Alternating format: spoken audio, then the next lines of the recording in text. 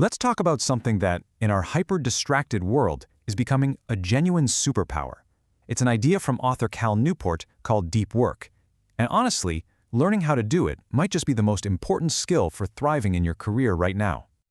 So, does this sound familiar?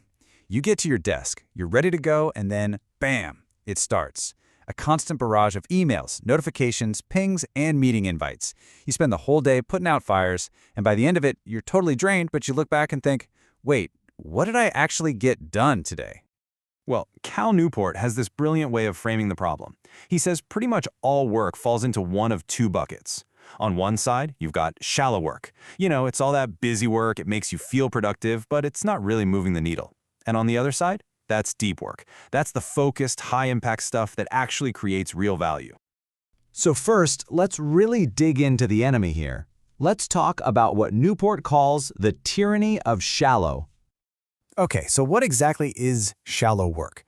Well, think of all those logistical tasks, answering emails, scheduling meetings, basic social media posts. It's the kind of stuff that doesn't really require intense brain power. You can do it while you're distracted, and to be honest, anyone can do it. It keeps the lights on, sure, but it doesn't build the skyscraper. So why on earth do we spend so much of our time here? Well, for one, it's just easier. Our brains are wired to take the path of least resistance. Plus, our whole work culture seems to reward being visibly busy. Firing off a dozen emails makes you look responsive, right? It gives you a quick little hit of accomplishment, even though sitting quietly to solve a really hard problem is where the magic actually happens. But what if there was a completely different way to operate? That brings us right to the core of this whole thing, the deep work hypothesis. Deep work is the total opposite of shallow work. This is the stuff that demands every ounce of your concentration. We're talking zero distractions. Think about a developer hunting for a bug in thousands of lines of code, or a writer completely lost in a chapter.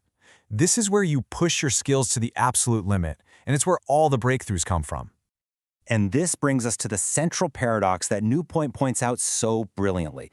Just as our world is getting noisier and more distracting, the actual ability to focus is becoming incredibly rare. And because it's so rare, it's also becoming unbelievably valuable. The people who can actually cultivate this skill, they're the ones who are going to lead the way. It really all boils down to this simple but profound formula. The quality of what you create isn't just about the hours you put in. It's about the hours multiplied by how intensely you focus. I'm telling you, 30 minutes of pure, uninterrupted deep work can produce a better result than 3 hours of just toggling between tabs and emails. Let's just call it what it is. In an economy built on information and innovation, being the person who can shut out all the noise and just think, that's not just a skill anymore. It's a superpower. It lets you achieve things that are basically impossible for everyone else who's constantly distracted. Okay, so you're probably thinking, this sounds great, but how do I actually do it? Well, that's the best part. Newport gives us a really clear roadmap with 4 rules for building this focus. All right, here are the 4 rules. First, work deeply. This means you literally schedule blocks of focus time into your calendar, and you protect that sign like it's the most important meeting of your week. Number 2, and this one's a bit weird, embrace boredom. You have to train your brain to be okay with not having constant stimulation. If you reach for your phone every time you have 10 seconds of downtime, you'll never be able to focus when it matters. Rule 3, quit social media. Okay, or at least be incredibly ruthless with it. Ask yourself if the tool is genuinely adding value to your life or if it's just stealing your attention. And finally, number 4, drain the shallows. Stop letting all those little admin tasks bleed into your entire day. Instead, batch them all together, knock them out in one focus burst, and get them out of the way. So if you can actually turn these rules into habits, the change can be absolutely massive. Let's talk about the reward for all this effort, the deep life payoff. So why bother with all this? Because the rewards are so much bigger than just getting more done. Deep work is how you learn hard things fast. It's how you start producing work at a level that most people just can't compete with.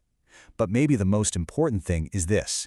That feeling of deep concentration, of being in the zone, is one of the most fulfilling experiences we can have.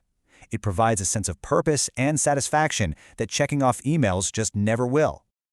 So I'll just leave you with this one question. Forget about trying to change your entire work life overnight. Just what if you could find 1 hour? Just one single protected hour of pure, deep, uninterrupted focus every single day. what could you learn? What could you build? What could you create? Think about what that would be worth.